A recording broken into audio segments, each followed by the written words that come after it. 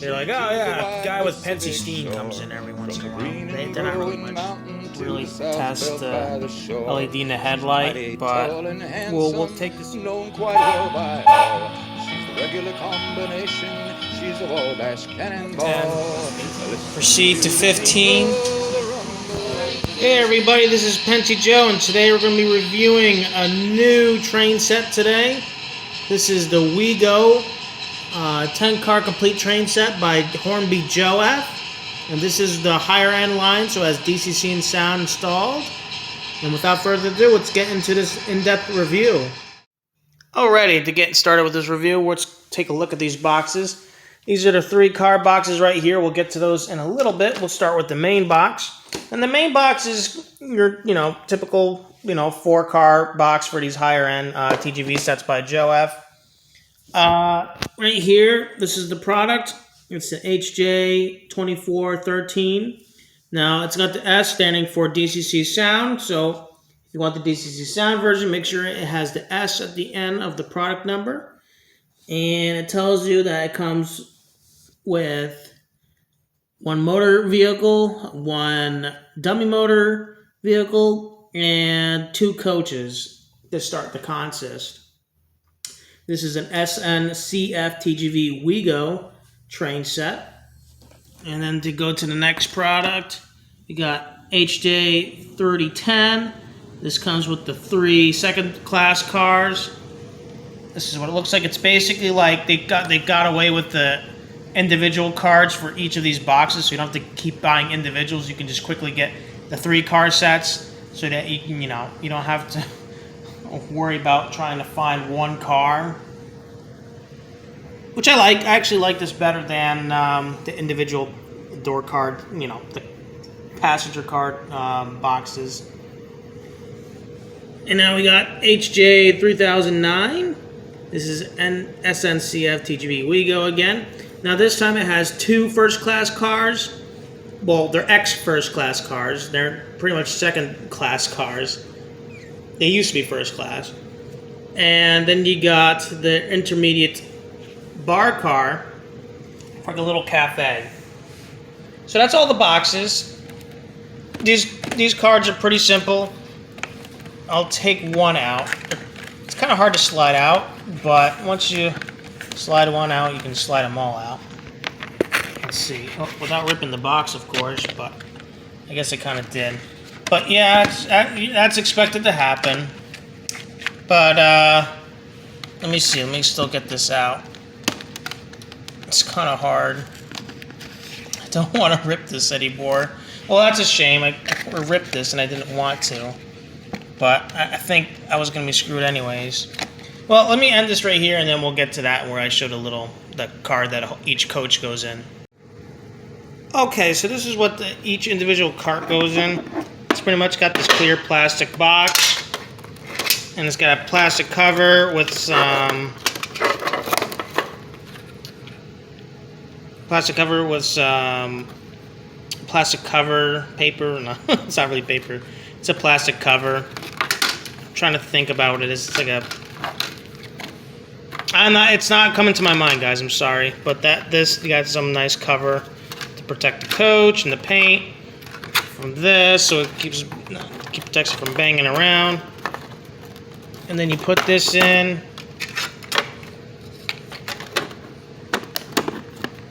That's how they used to go. And they would go into individual cardboard cards like that. But now they come with the 3 cards. So that's pretty cool. I'll slide that back in there. It's easier to put back in than to take out, right? Always has been.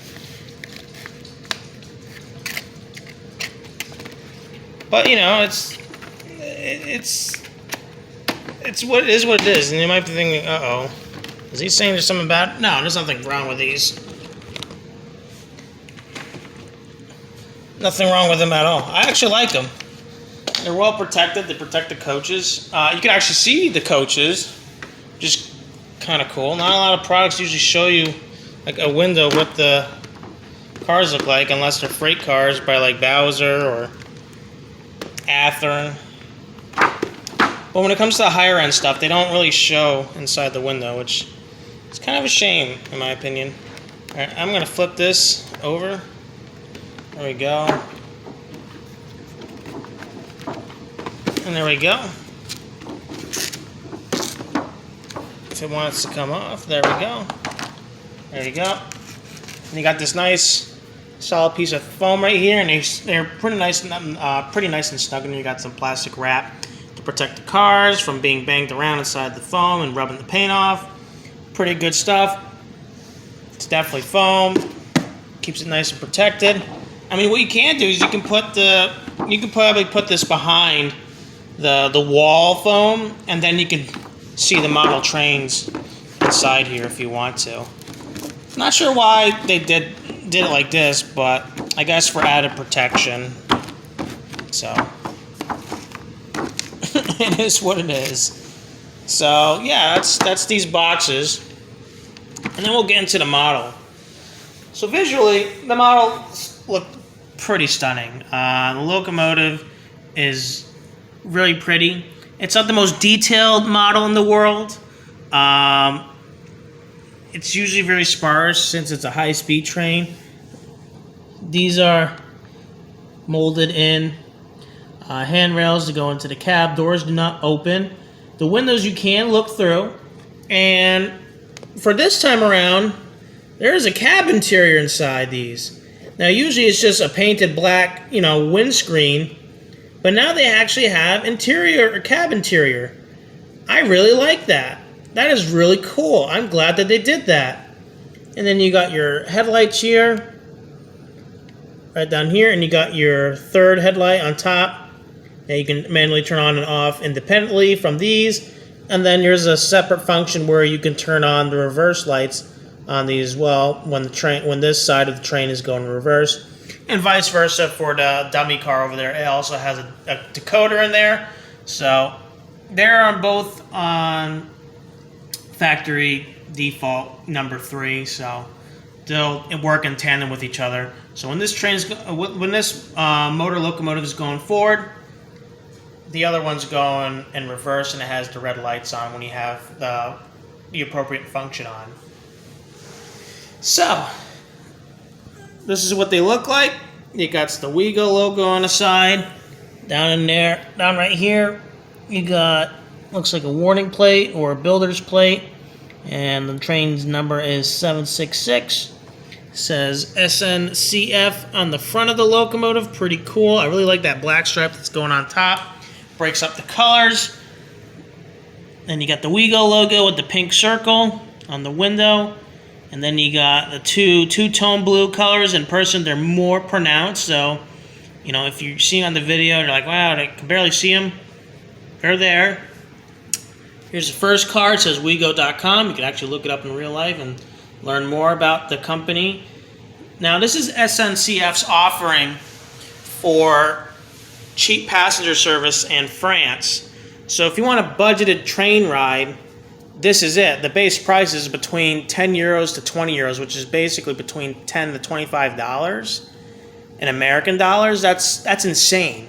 In my opinion, that's insane because there's no Amtrak service that can give you something like that unless it's like really close, classic line, or in Europe they call it classic line for regular speed trains that we're familiar with in America. But for the TGVs, these trains can go like 186 miles per hour for like less than $20, and you can go across the country, like literally across the country for $20. That's you can do it in like 4 hours. Actually, maybe even less than that, since the trains can go fast on the high-speed lines.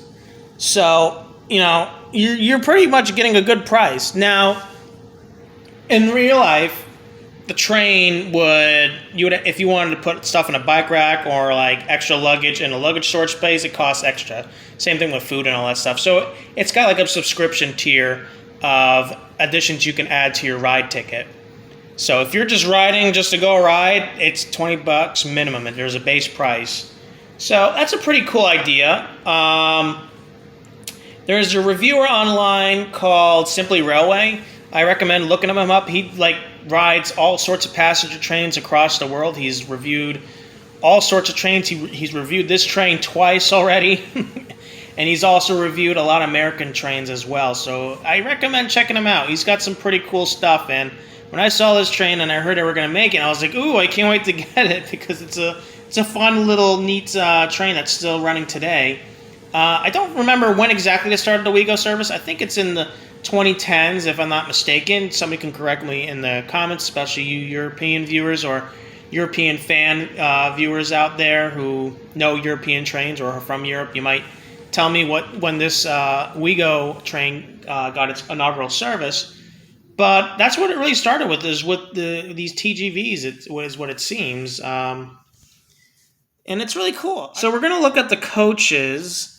As you can see, for the first 3 coaches behind the locomotive and the other coach that comes with a 4-car base set, you get 2 X first class cars, and then you got the bar car over there. Now, some of them have the OUIGO.com logo, some of them don't. There's some more information right here, probably coach detail and numbers and all sorts of other stuff. But what's also really interesting is that, yes, their cars are not lit.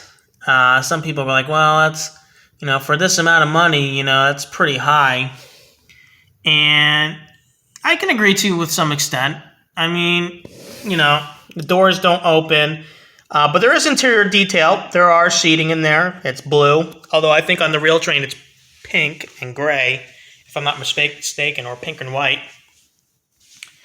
But, you can always do custom stuff. You can add lighting. There's lighting detail kits for these duplex cars out there. So don't shy away for doing, your own work on some of these train sets.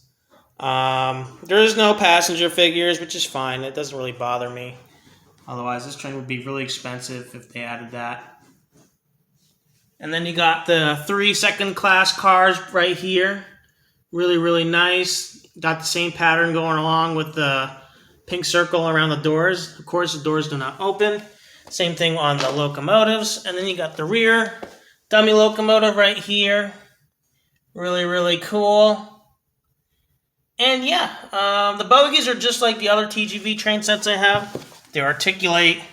They're pretty much a whole entire articulated train set. So they move like this, up and down. So they got a good range of motion. Except between the 2 locomotives, in between the train set, they can detach. They pretty much are like kind of similar to American stuff, but they snap together. And it's actually a pretty solid connecting system, the snap together parts for the locomotives and the coaches. So yeah, it's a neat system. I really like it. I find it to be very reliable.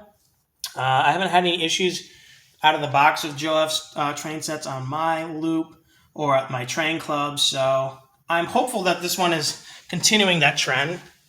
When I opened this during my unboxing video, I found that this coach right here had the stalks for the guide that guide the coach in the bogie, especially when going around curves. They're a little bit short, and I'll show you that when we do go further into the coach reviews in that segment. But first, we're going to open up the locomotive and take a look inside. The dummy we're not going to really open up because it's basically a board without a motor in there. So yeah, let's open this baby up and then we'll talk about some extra fun details and facts about this TGV set. Alrighty, first things first is to look at the gearboxes. Now the gearboxes are exposed. Now a lot of model trains I've seen in Europe that are from Europe have this design where they're exposed on the bottom, and I believe that's just for easy maintenance.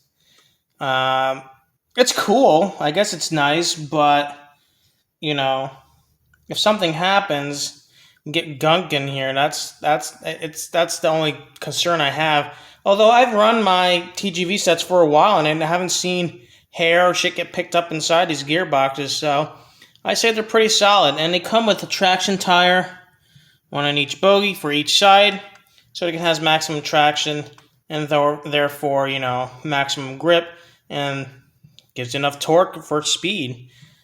So yeah, it's a pretty neat design. These gears I have not have any crack at all. They seem to be very solid, these red gears. So, you know, I give them a thumbs up, in my opinion.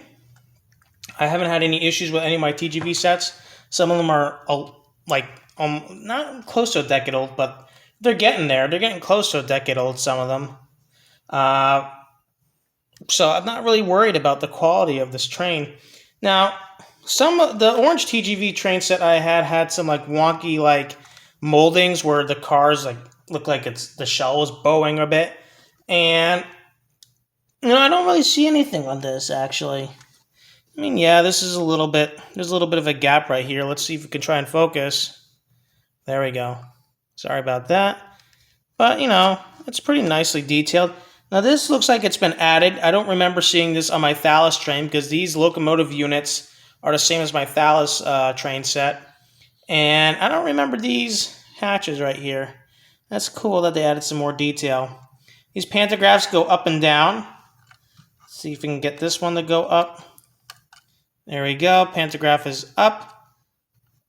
And it keeps it pretty much like this. So when the train's moving on catenary, it goes like this. It tries to stay flat as possible when it's going under catenary. So that's pretty cool. And then it clicks back down just like that. This one is interesting. I tried to clip it up, but I don't want to break it. But it does go up as well. You might have to do some finagling to get it open. Well, there you go. So there you go. This one goes up as well. This is probably mostly the one that stays up, though, not this one. I could be wrong, but from what I have seen, it looks like usually the rear one goes up, and then, you know, if they're both locomotives are powered, this one goes up and the other one goes up as well. So it's pretty cool. Now, what I found interesting this time around is that these have cab details now. There's a cab interior in here now. I'm really happy about that. I'm glad that they finally added cab interiors to their TGV sets. So, does that mean I'm going to sell my Thalys or something? No, I like my Thalys. It's a nice train set. Really, really nice train set. Yeah, I'm glad that they finally added cab details. When all the lights are on, there's no light bleeding inside the cabin. So, that's really good. I really like that. I'm glad that they figured that out. So, that's good. Again, the details are pretty sparse. A lot of them are printed or painted. And this bottom side is pretty much very similar to other TGVs that they've made. And the hard part is opening these shells. These shells are a pain in the butt. As much as the reliability of how well these models run, these things are a pain in the butt to open. And I'm serious when I say that.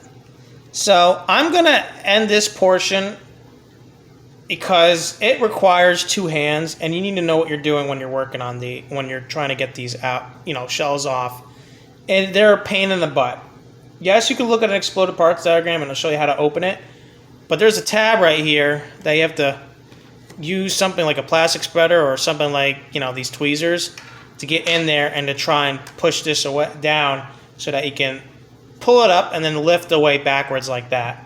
So it is a pain, but you hopefully don't have to ever really open these again unless you're going to do heavy maintenance on your model, like replace a motor for whatever reason, or if you want to get in there and get lube in there as well. So without further ado, I'm going to open up the shell and we're going to take a look inside. Alrighty, without damaging the model, I was able to open this up.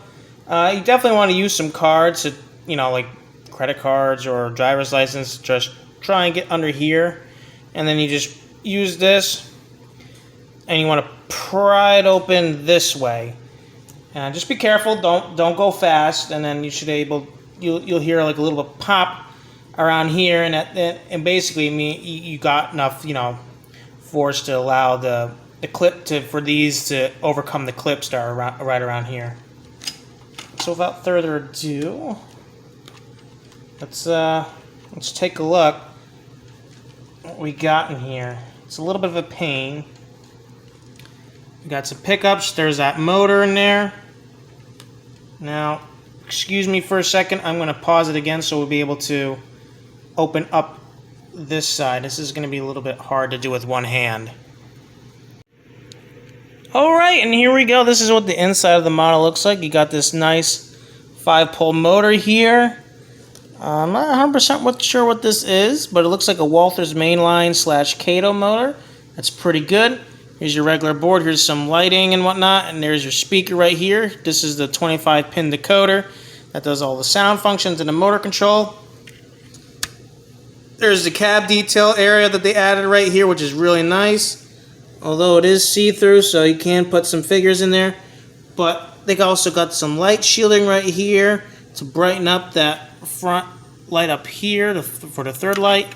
Pretty cool, keeps light bleed from coming in.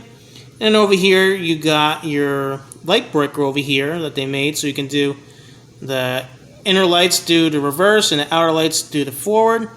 Pretty cool. It's nice and stuck in there. Just be careful that it doesn't, yank it off or anything. Otherwise, you gotta reapply it. As I focus right here, just press it back in when you before you put it back in the shell. And it's pretty sparse in here, but that's what it looks like. Speaker goes way up in there once it's pressed against the shell.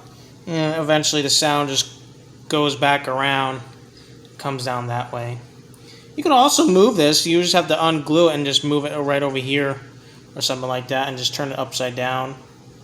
It's totally doable, though. That's totally up to you. I'm just going to leave it stock and not mess with it personally. And this is what the metal shell looks like. It's just this metal silvery shell with the painted gray on the outside. You got a metal drive shaft over here with a plastic universal joint right here, as well as over here where the brass flywheel is. Pretty cool stuff. And we got a worm gear in here. There's thrust washers, which, should we do it? I'm debating not really messing with the gearbox towers, but if I took the gearbox tower in there, you'll see a worm gear in there. Let's try to focus it again. Focus, focus. There we go. There's a worm gear in there with thrust washers. They don't really, cheapen out like Walthers and their 4-axle stuff where they don't have thrust washers for their I'm trying to find the word. The thrust washers that go in between the worm gear and the brass bearing that holds the worm gear in place for moving forward and backwards. So that's pretty good. Here's another angle of what it looks like inside that gearbox. All those small gears are geared. The gear ratio for this is pretty much geared for high speed. These are high-speed gearboxes, so that's pretty nice. This is the product numbers for these gearbox covers. So yeah, this is what it looks like inside this. Now on the DCs, on the regular, dummy locomotive, there's no motor in here. I don't think the chassis inside there is like this. I could be wrong. We don't really have to look into it. It's really just a board like this and a decoder, and it could be like down here near the base, or it could be higher up, but also has like a crew figure area in here. Now, if I wanted to add crew figures in there, I would try and glue them in without having to yank this thing out. It'd be a bit difficult, but, it's whatever. So I think that may be a fun future project to do, is to add crew figures to this model. Putting this back in is not going to be as much as a huge pain. I just got to make sure it's done right and this doesn't get dislodged. So that's pretty much it with the inside. I'd say it's pretty solid. I think this is a pretty solid model. Jouef hasn't really disappointed me in terms of their interior quality, in terms of drivetrain, motor, and decoder of choice. I mean, the decoders, they use ESU, so it's fine by me, guys.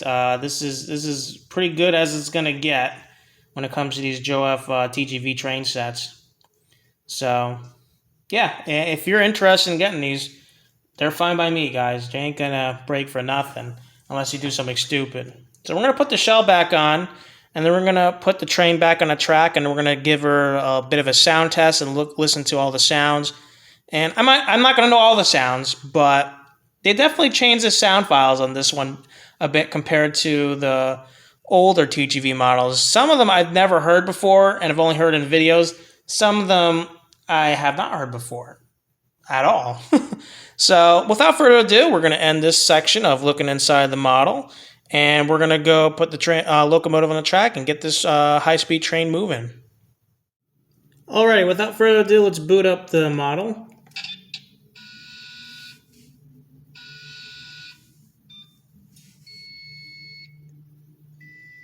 Pretty nice beeps and boops. Very similar to my Thales train set.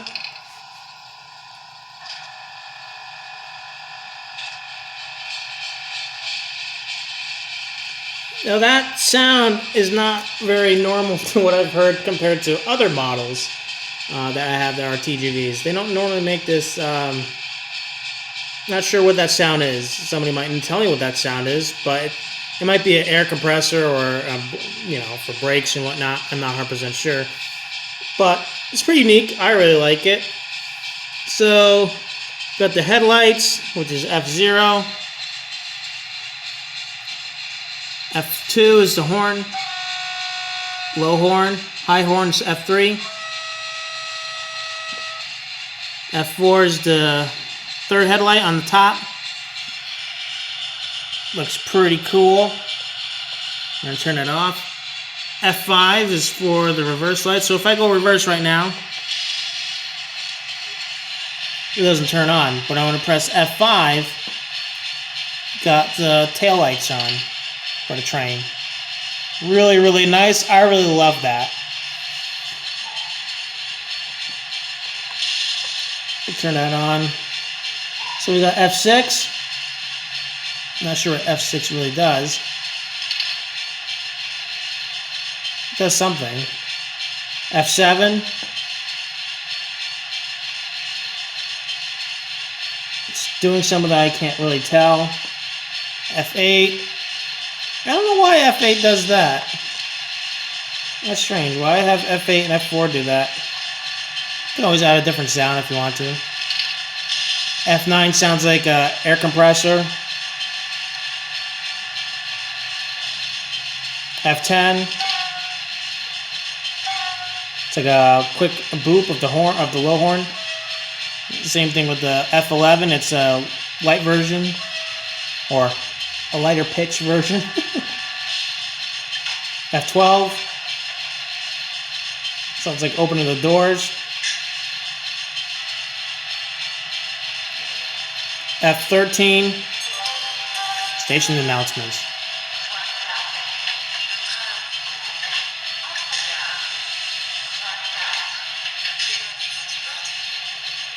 Pretty cool. We got F14. More sounds.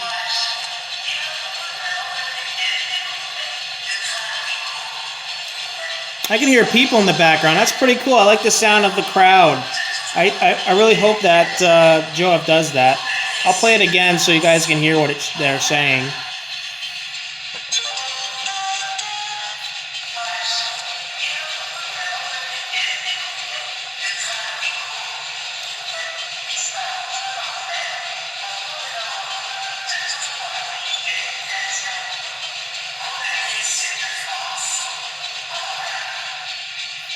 F15.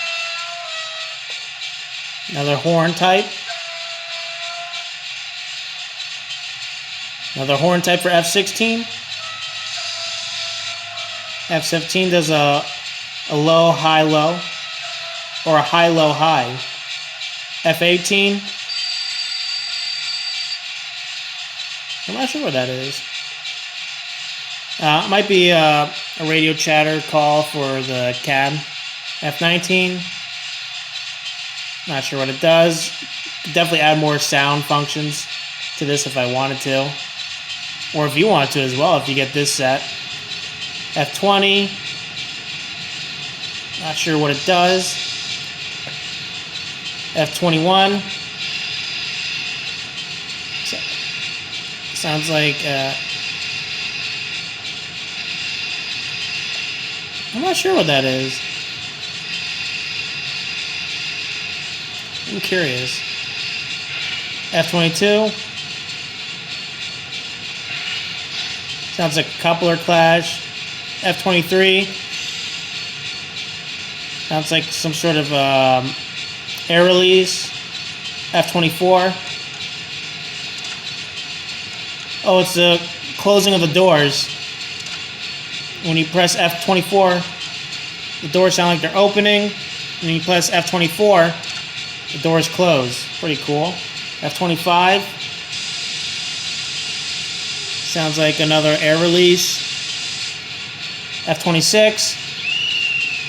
You got the conductor's whistle. F-27. Lowers the sound volume a bit. F-28. Could be anything. So yeah, there's some sound functions that do stuff and some don't. You could always adjust them.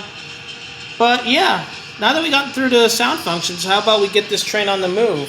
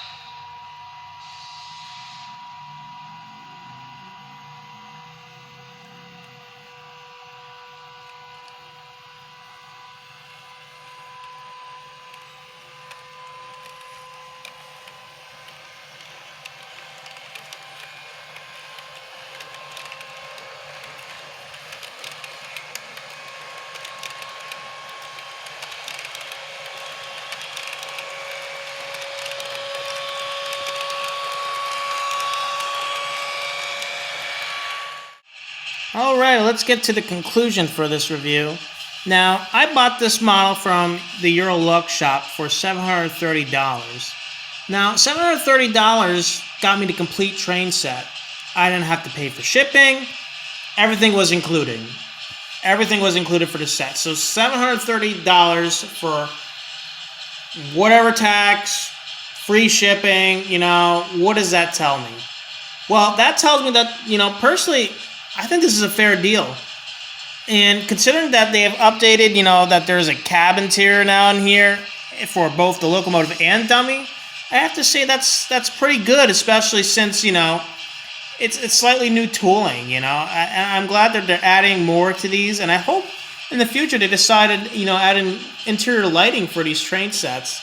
And if they could still keep the price around the same thing, I would say this is the better train set than a lot of the other ones out there. However, I still think that Jouef still makes the best TGVs for your money.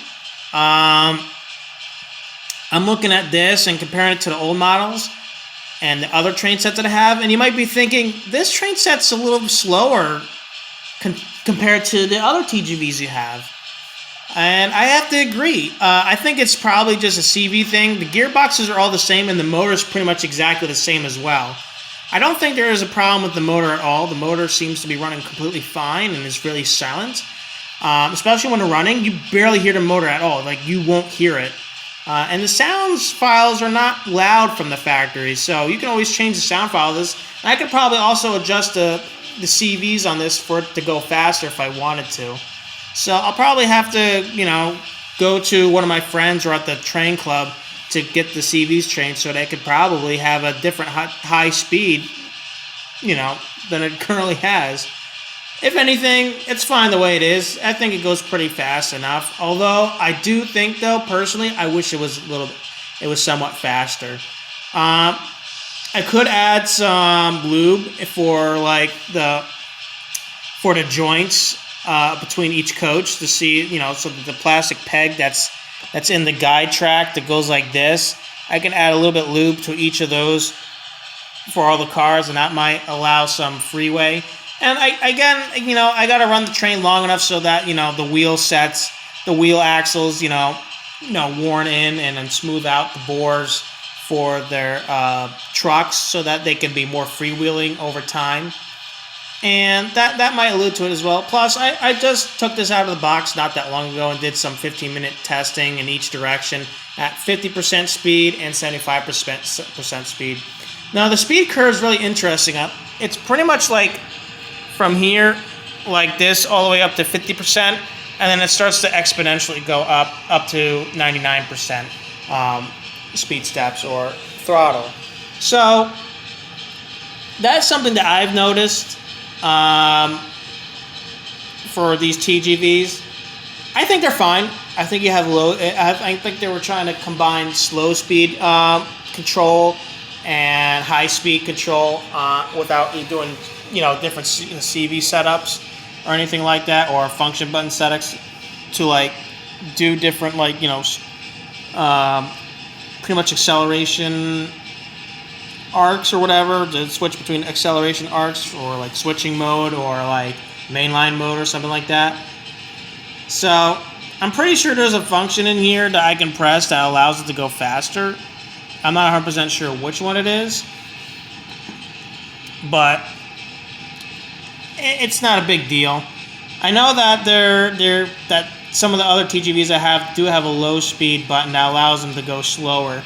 And there might be something that I have to read up to see if it does actually have the higher speed mode, and it's actually in the lower speed control mode.